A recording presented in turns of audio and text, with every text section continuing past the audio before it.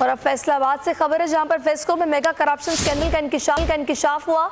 FBR ने FESCO हुकाम से जवाब तलब कर लिया है। इस वक्त हमारे नुमाइंदे खबर अब्बास हमारे साथ हैं, उनसे मजीद बात करेंगे। खबर, इस स्कैंडल के हवाले से आगाह कीजिएगा।